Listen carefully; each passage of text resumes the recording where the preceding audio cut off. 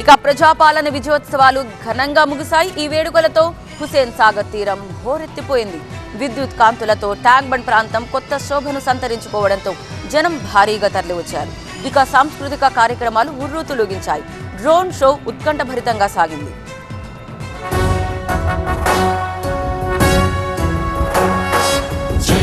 కాంగ్రెస్ ప్రభుత్వం ఏడాది పాలన పూర్తి చేసుకున్న సందర్భంగా చేపట్టిన ప్రజాపాలన ప్రజా విజయోత్సవాలు సోమవారం ముగిశాయి. హుస్సేన్ సాగర్ కేంద్రంగా 3 రోజుల పాటు వేడుకలు సందడిగా కొనసాగాయి. సోమవారం బాణాసంచా ప్రదర్శన, డ్రోన్ షో, ఫైర్ వర్క్స్ నిర్వహించారు.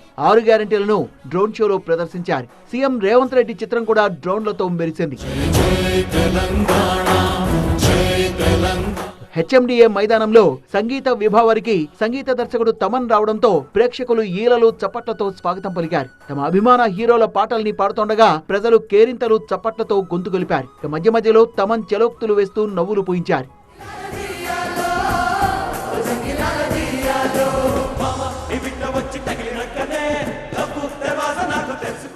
3 రోజుల పాటు హుస్సేన్ సాగర్ తీరం వెలుగులతో మెరిసిపోయింది. ఎటు చూసినా మిరుమిట్లు గొలిపే విద్యుత్ దీపాలు ఆకట్టుకున్నాయి. ఎన్టీఆర్ మార్గ్, హెచ్ఎండిఏ మైదానం, లుంబిని పార్క్, సచివాలయం వద్ద అలంకరణలు ప్రత్యేక ఆకర్షణగా నిలిచాయి. నగరవాసులతో పాటు వివిధ జిల్లాల నుంచి జనం భారీగా రావడంతో శని, ఆది, సోమవారాల్లో సాయంత్రం వేళ ట్యాంక్ బండ్ జనసంద్రమైపోయింది.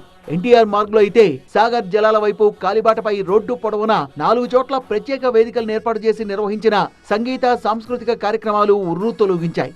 శనివారం, ఆదివారం నిర్వహించిన ఎయిర్ షో అయితే ప్రత్యేక ఆకర్షణగా నిలిచింది. తొలిసారిగా బహిరంగ ప్రాంతంలో షో ఏర్పాటు చేయడంతో విమానాల విన్యాసాలు చూసి జనం కేరింతలు కొట్టారు.